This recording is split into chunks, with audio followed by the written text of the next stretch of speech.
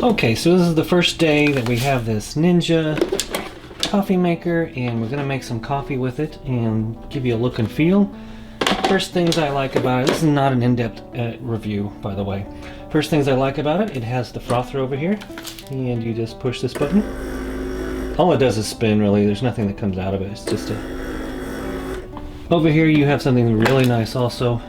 It's very easy to pop that on and off. So this comes out, and this pops off, and you get the different measurements.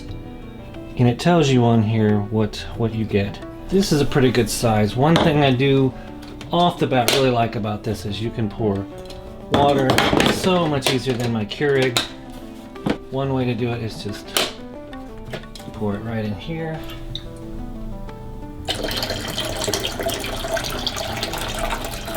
And then also, of course, this comes off, and then this comes off entirely.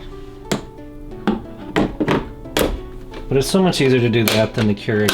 This also is a really nice feature. Just pop, pop, pop, pop. This comes out. This comes out as well. This is a really nice feature here because the grinds, it doesn't drip. So I have this, if this happened to be filled with water, if this wasn't here, it would drip. But with this piece, the second piece here, it doesn't drip. You can carry it over to the trash can. So when we first looked at this, one of our concerns was that it can't make a single cup. But that's not true. Your settings here, turn it on. Rich, cold brew, then you simply set your setting here. Let's make a cold brew extra large right now. Okay, we got this at Sam's today. It's normally $160 and it was $40 off. It was $119 today, so we took advantage. Brand new coffee. So I'm going to easily pop this off here. Get some coffee.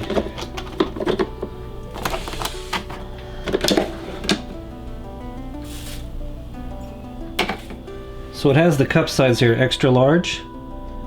A smaller extra large, so 2 to 3. I'm going to put 2.5. I love that spoon is right. I'm going to do cold brew because I've never done that before.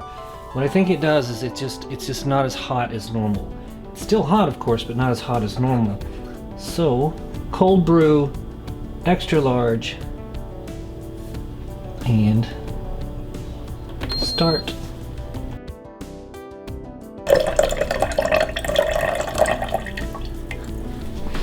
While we're waiting for the cold brew tea, I'll show you the tea filter.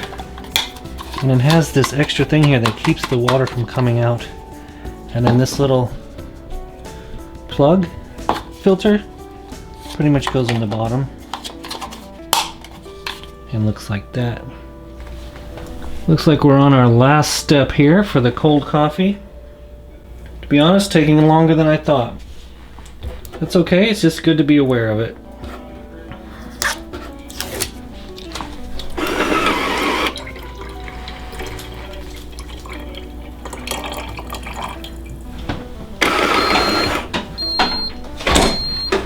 And there it looks like it's done.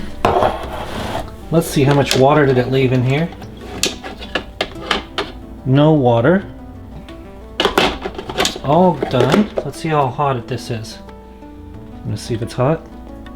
Alright, it's lukewarm. It's supposed to be 110 degrees for cold brew.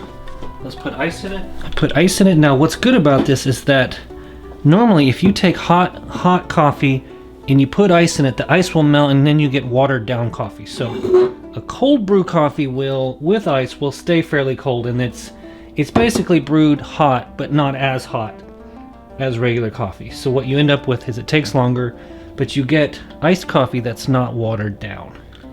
And that's something I like. Now let's try something.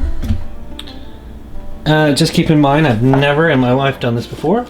This is just a look and feel, let's see what happens kind of thing. I think you're supposed to put you're supposed to use condensed milk for some recipes. And the quick start guide has recipes in it. It tells you you know how to get up and running. It's really easy to use.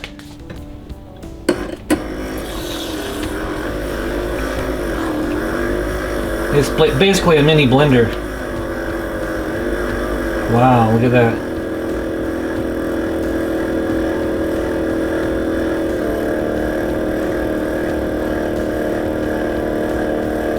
Suppose you can do this all day long if you felt like it.